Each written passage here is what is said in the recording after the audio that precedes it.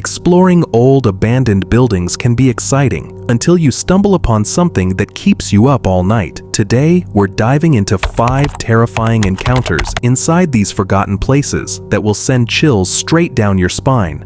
If you're someone who scares easily, I advise you to stop watching right now. For everyone else, let's begin with our first encounter. Christopher Brian Hill, better known as Urbex Hill, is a kind of person drawn to the places the rest of us avoid. The forgotten, the decaying, the places left behind by time. For over a decade, Chris has ventured into some of the most haunting, abandoned sites in America. His camera captures everything, from the eerie silence of deserted hospitals to the echo of footsteps in factories that haven't seen workers in generations. But the footage from one particular night stands out, not because of what he found, but because of what might have been waiting for him in the dark. In June of 2022, Chris set his sights on an infamous landmark in Cleveland, Ohio, the Westinghouse electric factory. Over 100 years old, the factory once hummed with innovation. Built in the 1890s, it was part of the empire that carried the vision of Thomas Edison and the genius of Nikola Tesla. For decades, Westinghouse rivaled General Electric, before eventually falling silent in 1979. Since then, the building has decayed into a shadow of its former self, massive, hollow, and dripping with rust and history. Urban explorers have long whispered about it, and Hollywood even used it as a backdrop for the Avengers during the Black Widow interrogation scene. But at night, the place feels less like a film set and more like something out of a nightmare. When Chris arrived, the streets were silent except for the distant hum of the city.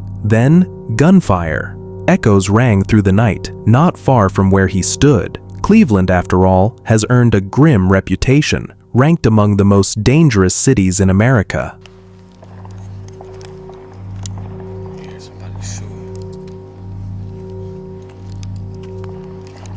Damn. That's Cleveland. Wow. That's crazy. Still, Chris pressed on, unfazed, his flashlight cutting through the dark as he made his way inside. The first thing he noticed was a mattress. Someone had been living there, a reminder that in places like this, you're never truly alone. Each step he took reverberated through the factory's hollow halls. As he descended toward the basement, the air thickened, damp, moldy, claustrophobic. Somewhere below, something moved. He thought it was an animal, but then he spotted a handful of shell casings glinting faintly on the floor. That discovery alone was enough to make anyone leave. But Chris stayed, documenting everything. Police sometimes use abandoned buildings for training, sure, but there was no sign of that here, only darkness and something unseen.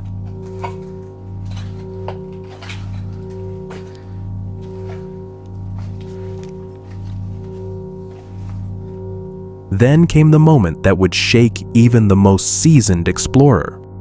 At the far end of a narrow corridor, Chris's flashlight caught the outline of a man, hunched over, motionless. He called out to the man. No answer, not even a twitch.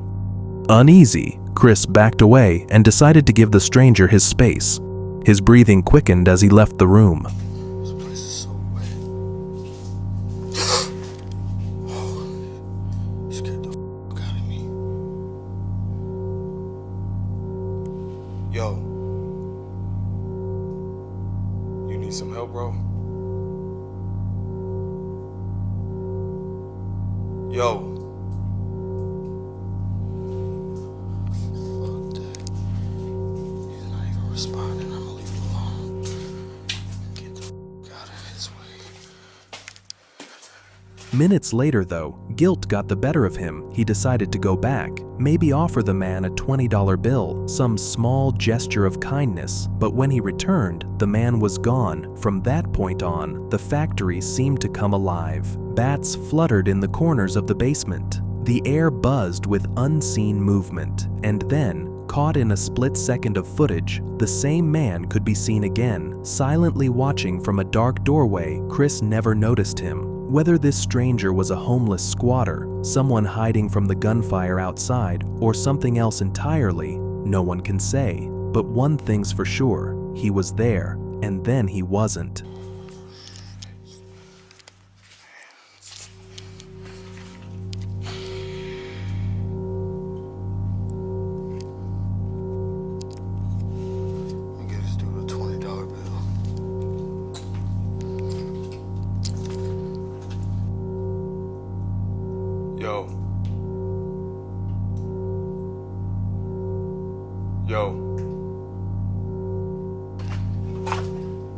I'm making way too much noise.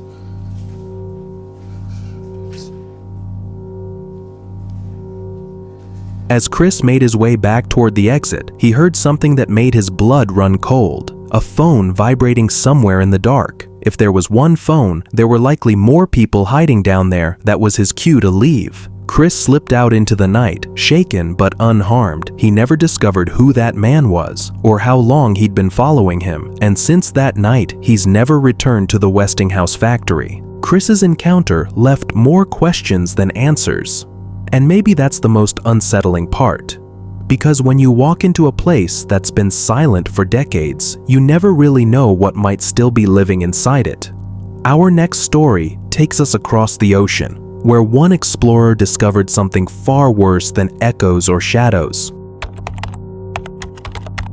There's a certain thrill that comes with stepping into forgotten places, the kind of excitement only urban explorers truly understand. For Portuguese YouTuber Luan Mendes, that thrill had always been part of the adventure his channel was known for, capturing the beauty and eeriness of decay. Long abandoned halls, cracked walls, and the silence that hangs like dust in the air. But on December 10th, 2021, what began as another routine exploration turned into something far darker, an experience that would permanently change how Luan saw the world of the abandoned.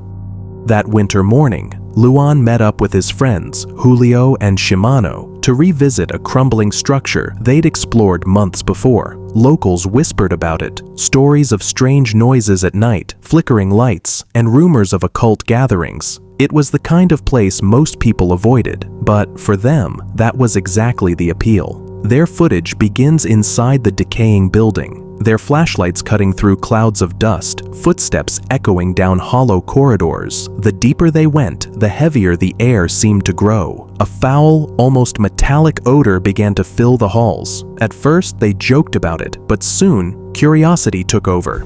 Que aqui se tornou ponto das pessoas despachar as coisas pra gente pegar e levar pra casa. A gente tem que ficar muito esperto com isso. Tem que pesquisar bem a história, porque o boneco Pedro já fica com o pé atrás. Mas é uma história verdadeira. They followed the smell to a large, open chamber, the kind of room that once might have been a meeting hall. What they found there silenced them. On the floor were strange markings, candles, long melted, surrounded what looked like the remnants of some kind of ritual. And in the center, hanging from rusted hooks, were rotting chunks of meat. The clear source of that stench. They didn't stay long. Nervous laughter turned into uneasy silence as they backed out of the room. But just when they thought they'd seen the worst of it, something else caught their eye. In a darker hallway, half hidden in the shadows, a human figure hung motionless. Ai, meu Deus do céu! Ai, meu Deus, o que é aquilo? Meu Deus do céu! Ai. Panic took over. Their shouts echoed through the empty halls as they ran for the exit, the camera shaking violently in Luan's hands. They didn't stop until they reached daylight. To this day, no one knows who that man was, or what really happened in that decaying structure. The authorities never released a statement, and the rumors only grew stronger. Luan and his friends never went back. And maybe that's for the best, because some buildings don't just hold memories, they hold something else, something that waits for the next curious soul to step inside. Quick pause before things get darker. If you're into haunted places, real encounters, and unexplained moments like this one, tap like, subscribe, and turn on notifications so you don't miss what's next. Trust me, you'll want to see how this ends. Let's get back. There's something unsettling about hospitals long left behind. The silence feels heavy, as if the walls themselves remember everything that once happened inside. On February 15th, 2022, British explorer Tom, the creator behind YouTube channel Exploring with Tom, returned to one such place, the abandoned Ridgely Hospital. It wasn't his first visit, but it would be the one that left a mark. Tom's channel had always walked the line between curiosity and fear. His team explored forgotten asylums, crumbling homes, and supposedly haunted ruins, documenting everything that defied explanation. But from the moment they stepped into Ridgely that night, something felt off. The air was colder than usual. The sound of their footsteps seemed swallowed by the dark. Then, faintly, came the first sound, a thud echoing from somewhere below them. Bears were spotted walking from one side to the other. What the fuck was that though? Oh my god. At first, they brushed it off. Old buildings make noises all the time, but when the bangs turned into dragging sounds, and a voice seemed to whisper faintly through the corridor, joking stopped, the group froze. It wasn't just the sound, it was the tone. High-pitched, fragile, like a little girl's voice carried on still air.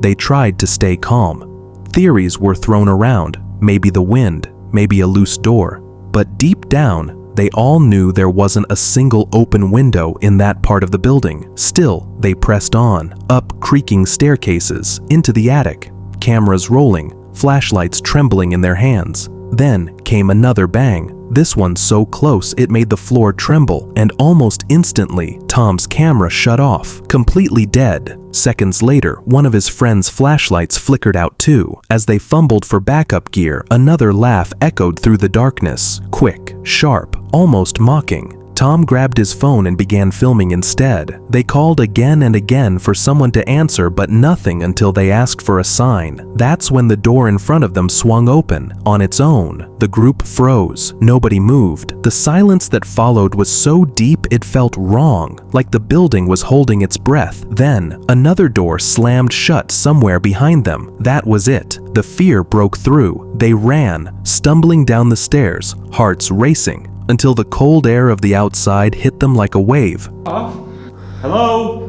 Can you copy me? That's it. Don't say that, man. You've been I want a loud bang. Give us a fright if you can. No, come back on. That Tom, don't run. I'm giving you my phone. Don't f***ing run. That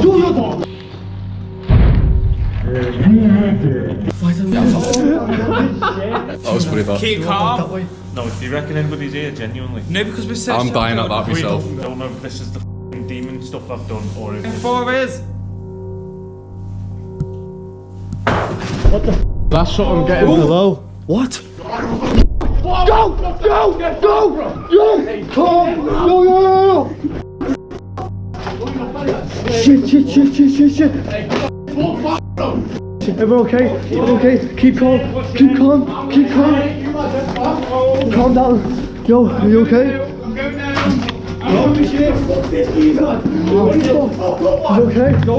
No one could explain it. There was no draft, no open window, no signs of people nearby. So what happened that night? Some say it was just the power of suggestion, a mix of fear and darkness playing tricks on their minds, but others believe something still lingers inside Ridgely Hospital, something that wanted to make itself known. Whatever the truth is, Tom and his team have never gone back. And after seeing that footage, I don't think anyone could blame them. Our next story takes us far from the cold halls of England to the sun-scorched hills of California, where one explorer learned the hard way that the living can be far more terrifying than the dead.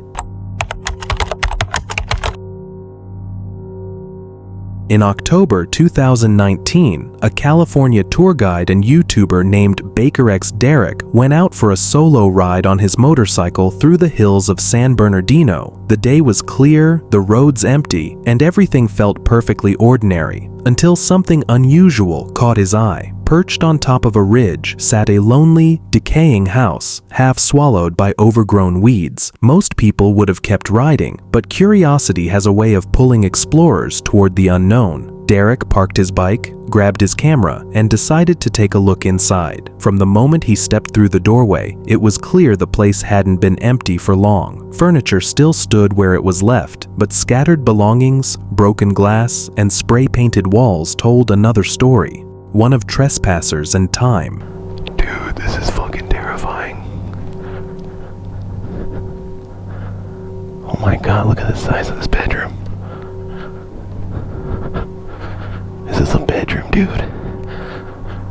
Still, there was something about the house that made him uneasy. Every hallway felt too narrow, every doorway too dark. Then, as he made his way down to the lower floor, he froze, a noise, low, sharp, coming from the shadows ahead. At first, it was impossible to tell what it was. A voice? A movement? Whatever it was close.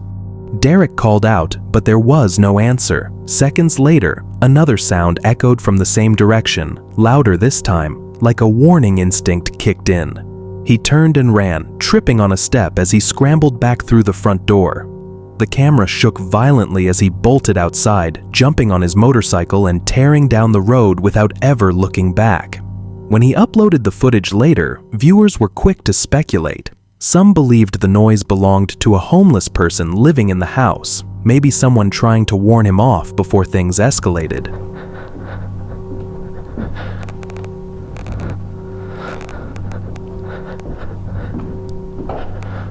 Hello?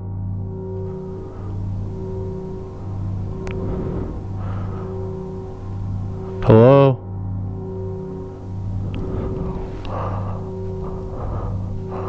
Sleep, goat, horse, dog, pig, snake.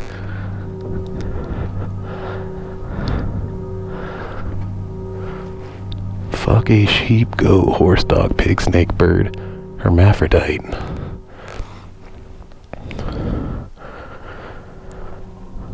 Oh man, this is fucking... Dude, I think I hear somebody. I think I hear something.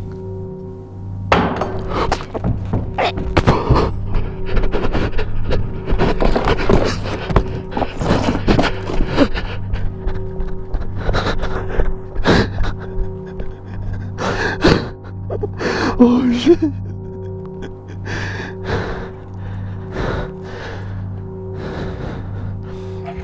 I'm fucking out. I'm fucking out. Experienced urban explorers often say, if you enter a room and hear a sudden noise, don't investigate, leave, because those sounds aren't always paranormal, they can be territorial, and sometimes that single warning is your only chance to walk away unharmed. Derek got lucky, but others haven't. Don't forget to like and subscribe. See you in the next video.